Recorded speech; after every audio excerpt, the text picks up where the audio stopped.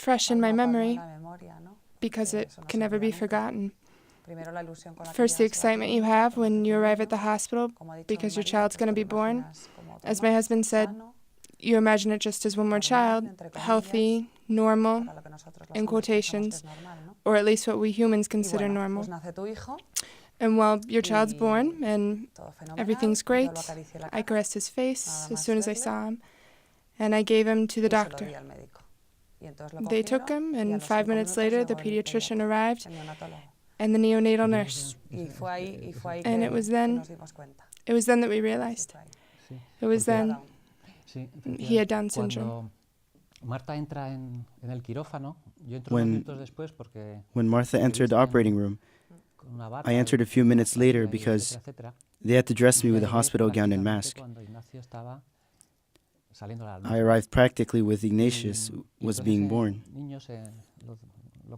So then a nurse took the baby and placed him on a little table that was in the corner of the operating room. And she covered him with some towels, and she said he was a beautiful and good baby boy. She didn't perceive anything, as we discussed with her afterwards, and we waited until the neonatal nurse arrived.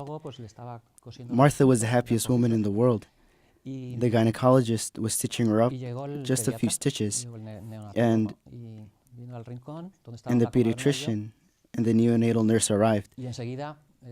They came over to the corner where the other nurse and I were standing. And right after seeing him, she said to me, "He has Down syndrome." In that minute, the first thing I did was look. Turn my head towards Martha. Martha and the gynecologist were still busy, and I said to them, "He has Down syndrome." But I don't think they heard me in that moment. Maybe Martha heard me, but she didn't really understand it. So I repeated, "He has Down syndrome." And the two of them turned their heads and looked at me at the same time. Both of them were surprised. Obviously, I focused more on my wife's surprise. In that moment, I had a flashback of all the excitement of those 9 months of pregnancy and of our plans. And now I had to transmit to my wife this great surprise that God has given us. It was hard for me. It was painful, having to give the surprise to Martha. But the strength of the Holy Spirit came upon us. It greatly impacted us. Not only the gift of Ignatius, but the strength of the Holy Spirit and how it reached our lives.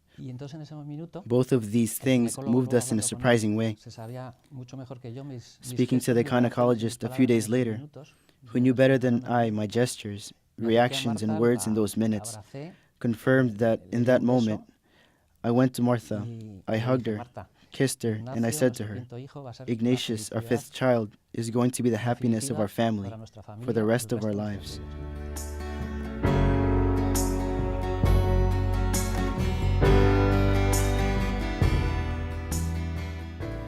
As I was agonizing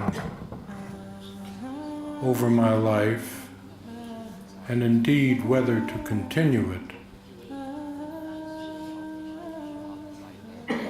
I met a kindly priest at a pro-life gathering.